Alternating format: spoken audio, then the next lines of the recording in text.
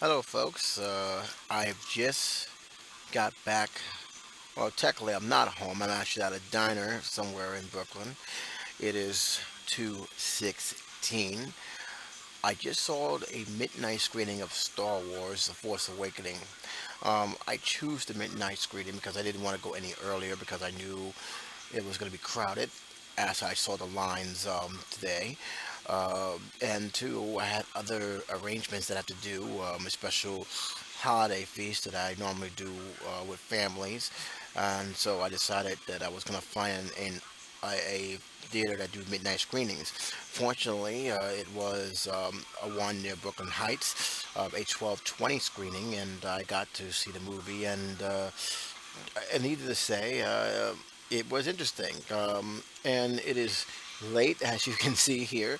I have yet to get any sleep, but I figured, what the hell, let me do this right now because as I'm speaking, I'm going to be doing another podcast, hopefully with Josh again, and that will pretty much go into more in depth of what we saw. And normally, I would, if I was going to do a joint with one, I would do one with her, but a lot of people said they'd rather just want me to talk about my own personal feelings about the movie individually. So here I am. Um, I will say off the bat, I'm not going to give anything away of this movie. I think it's unfair when a movie this fresh. This is not a flashback review to go out into the details, and I've been trying my best not to do that.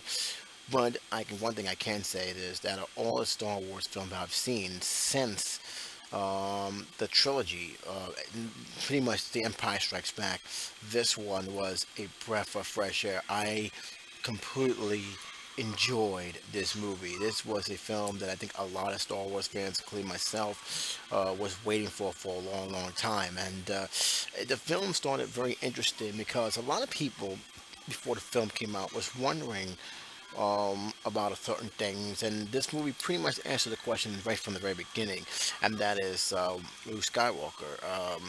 This is not a spoiler.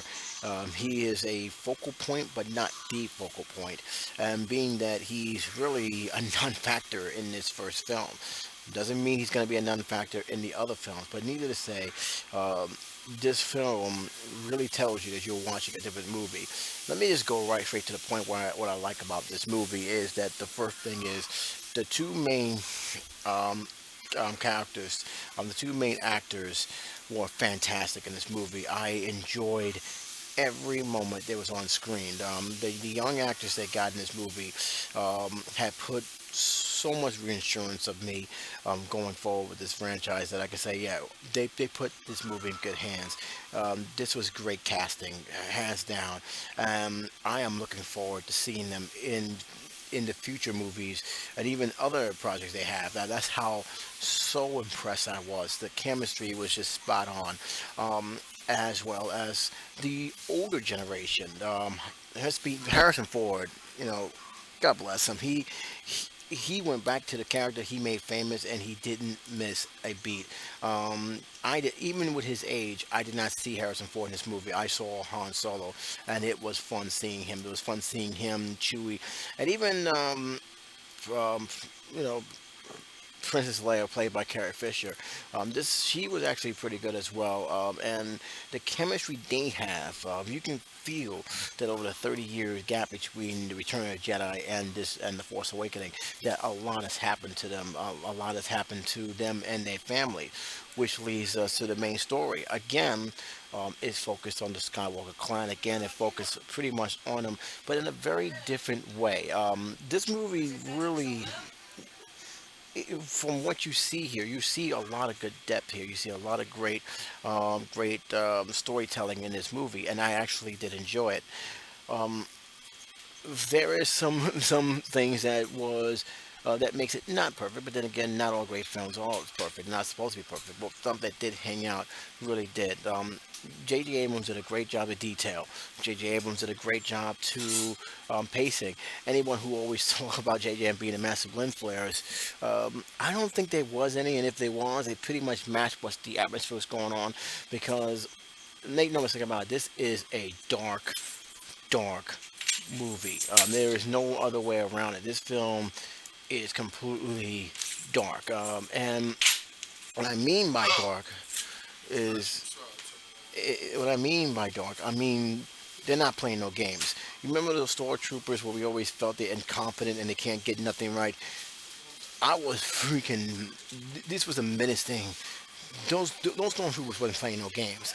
That's that's Nazi stuff they were doing there. I mean, it was stuff that they were more unmerciless in this new series that's happening than I actually come to expect. And oh my goodness, I mean, oh my goodness, did they step it up? The violence in this movie is also stepped up. This is the first time I have to say that this was deserving a PG-13 rating because it was there. They was not playing games, and they made these stormtroopers unlikable. They're not the Empire. They're like a descendant of the Empire. Um, Again, I was going in for the details with Jochka on that, but needless to say, it doesn't matter. These guys, whoever they say, hey, we learned from our mistake. We're not gonna do the same mistake again. And it was great to see that because if they would have done the same thing with the original series to the extent all the way to the prequels, I would have been very very upset. But luckily, they didn't do that. And even those commanders, my God, they really did play their card right in terms of making these guys the most hated bunch of guys in the planet. Hands down to that. The pacing.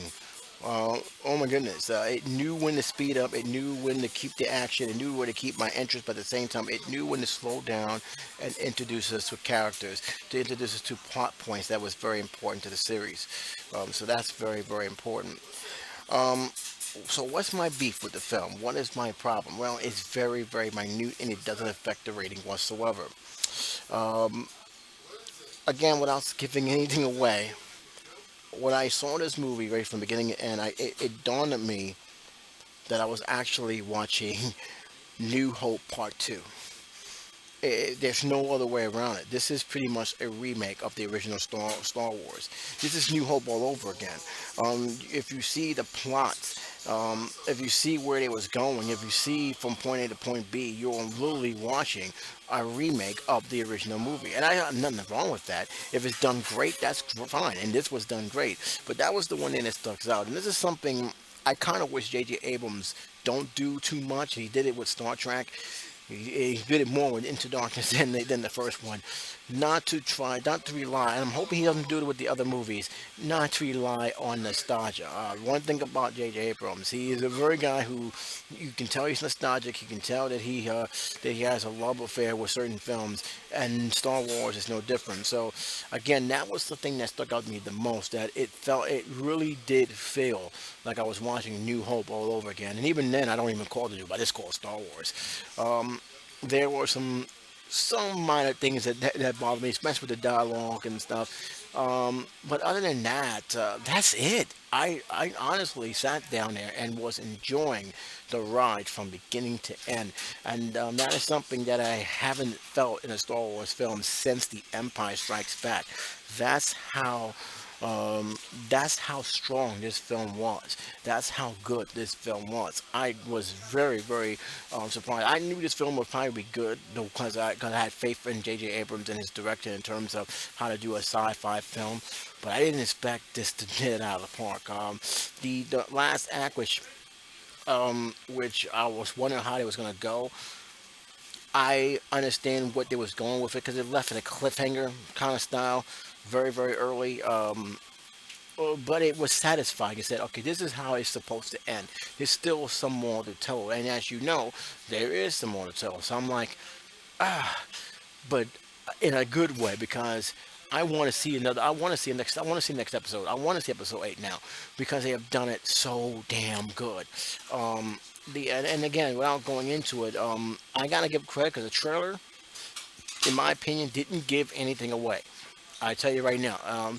If anything else, for those who was hoping this was going to be following a little trace of the old universe that has been discontinued, thanks to this new movie, you're going to be disappointed up to an extent of one thing. And again, not going to go in that route. Those who've seen the movie and those who have actually read the book understand where I'm coming from.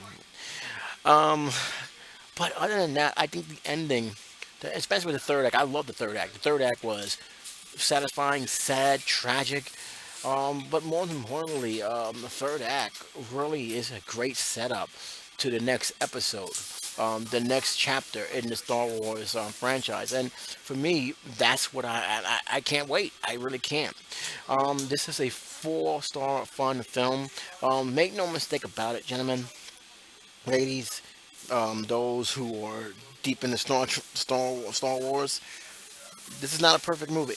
I think they do have some flaws, but it's in the same line of the original three, where the flaws are very minute versus what you're seeing on the screen. If you're going out there in this movie and you're gonna nitpick everything in this movie, you might well not even see the movie because you're not gonna enjoy yourself. Sit down and enjoy yourself. If you're a Star Trek fan, this is not the prequels. This is not where you know, eye candy takes the place of storytelling. There's a story to be told, and this story is going to continue to tell. And you know what? I'm looking forward to seeing where this goes. This was the best told Star Trek story uh, in a long, long time, despite the fact that that it really is a remake of the original story. And it's, I can't deny that it is a remake of the original story. But at the same time, even though it's a remake, they still made it original. And kudos to the cast and crew of doing that. I got nothing else to say but except Star Trek fans, you're not gonna be disappointed. I'll be stunned if somebody out there didn't like it for probably the same reason I have. Okay, so that's pretty much it. The crowd is filling up here in the diner. Um, Again, I'd love to hear your feelings on this. I'd love to hear your feedback on this. It is something that I'm actually kind of curious about.